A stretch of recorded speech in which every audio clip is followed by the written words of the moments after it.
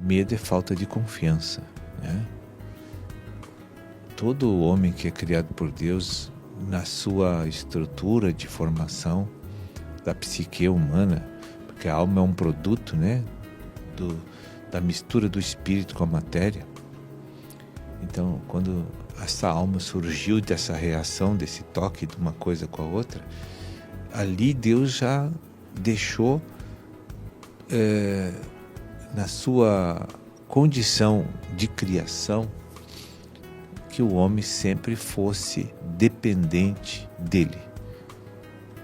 Deus não deu uma estrutura psicológica para o homem viver fora da dependência de Deus.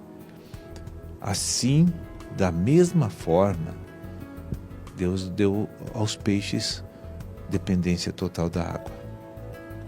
Da mesma forma, o homem tem dependência de Deus. E se ele tentar quebrar essas leis espirituais e naturais, porque na verdade também é natural, ele morre. Lembra que Deus, quando estava no Éden lá, instruindo Adão e Eva, que tinha uma árvore maldita, que não poderia ser tocada, nem conversar, nem tocar. Ali estava Satanás ali. De tudo que está no jardim, vocês podem comer.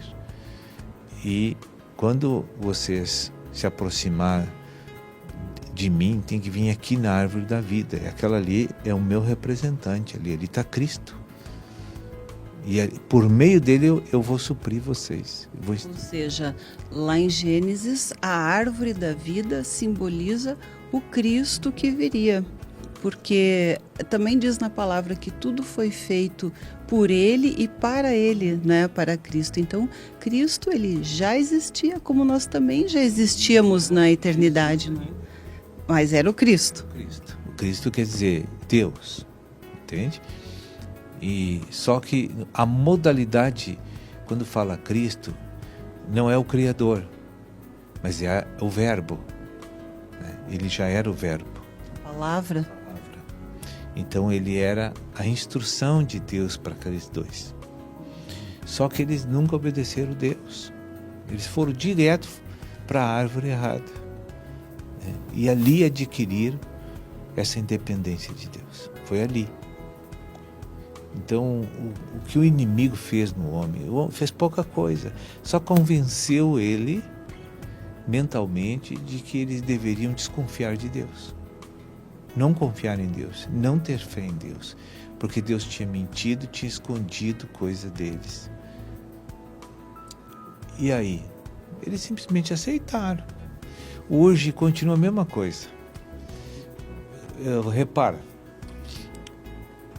quando uma pessoa está na fé e alguém quer derrubar aquela pessoa da fé, consciente ou não, da obra das trevas que está se processando, o que aquela pessoa faz? Ela chega no ouvido dele e começa a falar mal da igreja, do pastor, do líder.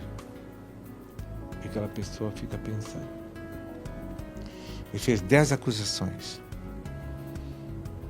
Eu acredito que uma só é verdade. Rejeitou 9. Não, eu não acredito que seja 9, essas 9 eu desprezo, mas ele acreditou numa. E aquela uma matou ele. Né, da verdade. Adão e Eva. Foi exatamente o que aconteceu. Hoje continua a mesma coisa. Às vezes as pessoas estão bem encaminhadas para subir, crescer, avançar na fé.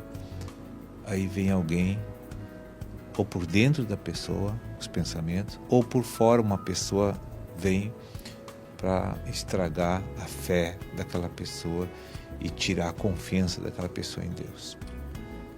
Por isso, então, na palavra de Deus, ele nos manda vigiar e orar. Exatamente. Para que não sejamos enganados, não é? Sejamos enganados. Então, quando alguém vem me falar alguma coisa nos meus ouvidos, eu até posso escutar por educação e não perder o irmão ou a pessoa, né?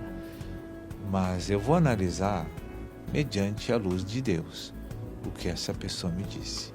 E com grande facilidade eu vou discernir se é de Deus ou não o que ele falou.